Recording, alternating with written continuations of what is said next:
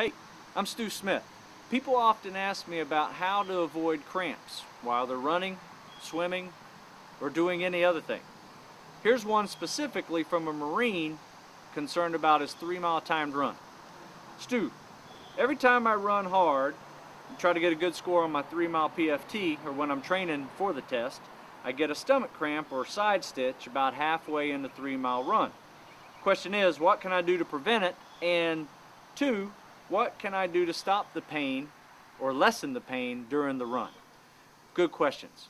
There are 2 types of cramps that are very common to people who exercise. 1, a torso cramp, which is what you talk about, a side stitch, and 2, an extremity cramp, usually occurring in the legs.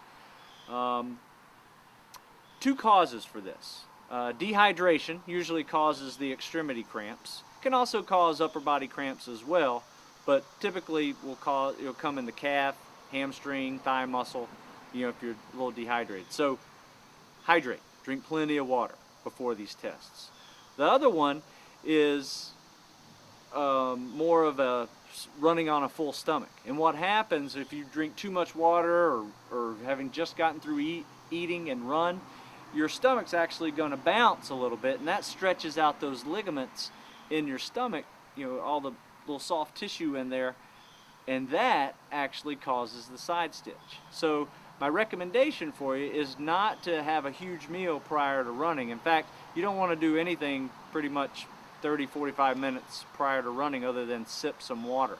And during your PFT, you'll be able to do your pull-ups and your sit-ups and your other exercises, and sip water in between just to stay hydrated, because you don't want the extremity cramp to occur because you're dehydrated.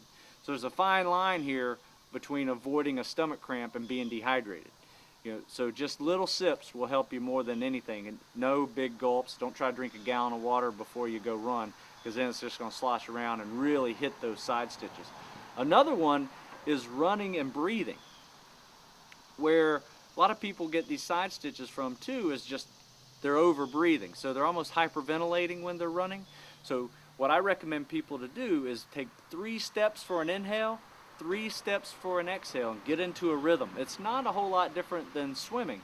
Whenever you're always having to get a certain breathing on a certain stroke count. Same way for running. Gets you with your CO2 will drop down, so your heart rate will drop down. You'll actually be able to run a little faster by simply learning how to breathe. So learn how to breathe, big inhales, big exhales. That'll make you a little faster and decrease the chance of that stomach stitch as well.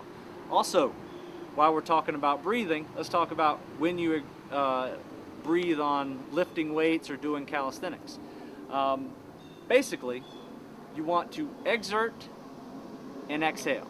So whenever you're exerting, like pushing or pulling or doing anything from a squat or whatever, you want to exhale on exertion. Inhale when you're coming down, exhale when you're coming up.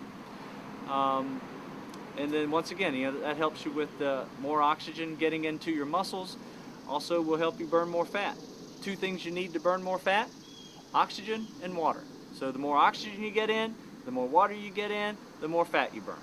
So there, we hit 3 different things just on one question, on avoiding a side stitch, but we were able to expand that out a little bit, teach you a little bit how to breathe while you run, and the importance of water and oxygen into burning fat.